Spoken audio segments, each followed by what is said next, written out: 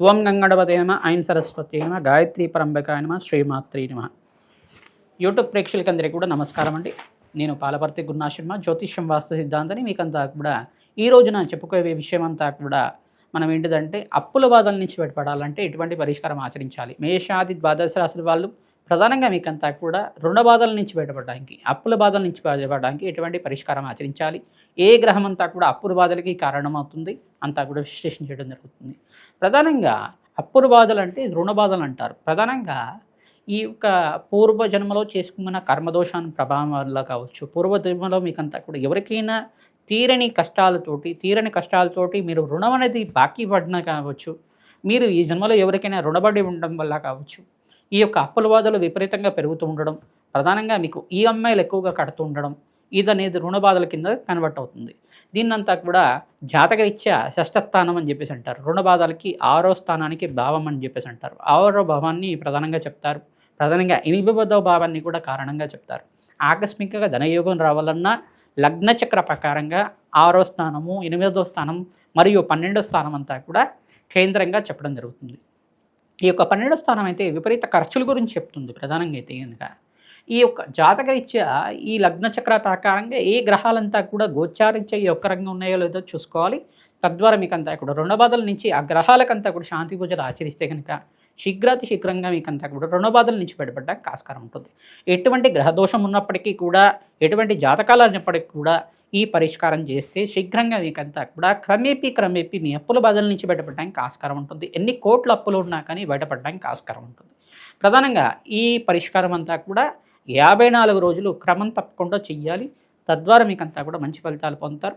ప్రధానంగా ఈ ఫలితాలంతా కూడా పొందడానికి క్రమేపీ భగవంతుడి యొక్క దయా కృపా కటాక్షాలు మీ మీద ఉండాలి. ఎంత నమ్మకంగా చేస్తే ఆ ఫలితం అంత తొందరగా వస్తుందన్నమాట. ఈ పరిష్కారం అంతా కూడా ఆచరించండి. తద్వారా మంచి ఫలితాలు పొందుతారు.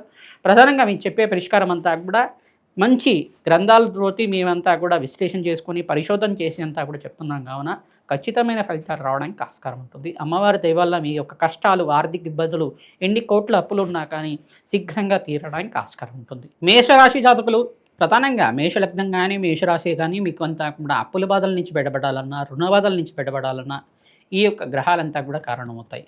లగ్నచక్ర ప్రకారంగా లగ్నచక్రవశాత్తు మేషలగ్న జాతకులకైతే కనుక ద్వితీయాధిపతి, పంచమాధిపతి మరియు షష్ఠ స్థానం అనేది అప్పుల స్థానం అంటారు, రుణస్థానం అంటారు, మరియు వ్యాపార స్థానం కూడా చెప్తారు. మరియు అష్టమాధిపతి ఆకస్మికంగా ధనయోగం రావాలన్నా, ఆకస్మికంగా ధన ప్రాప్తి కలగాలన్నా, ధన వ్యయం కలగాలన్నా కానీ ఈ అష్టమ స్థానం కేంద్రంగా చెప్తుంది. 12వ స్థానం అని చెప్పేసి అంటారు. అంటే ద్వాదశ స్థానంలో అయితే కనుక ఈ యొక్క ఖర్చులు విపరీతంగా పెరగడానికి ఏ గ్రహం అంతా కూడా కారణమవుతుంది విశేషంగా చెప్పడం జరుగుతుంది. ఈ స్థానంలో కనుక మంచి గ్రహాలు ఉంటే కనుక రాజ్యయోగ ప్రాప్తినిస్తాయి. లేదు కొన్ని గ్రహాలతోటి ఈ యొక్క పాపగ్రహాలతోటి కలిసి ఉంటే కనుక ఈ యొక్క సంయోగం వల్ల మీకంతా కూడా దుష్ప్రభావం రావడానికి, మిశ్రమైన ఫలితాలు రావడానికి ఆస్కారం ఉంటుంది. ప్రధానంగా అప్పుల బాధ నుంచి బయటపడడానికి అంగారకుడు కారణమవుతారు.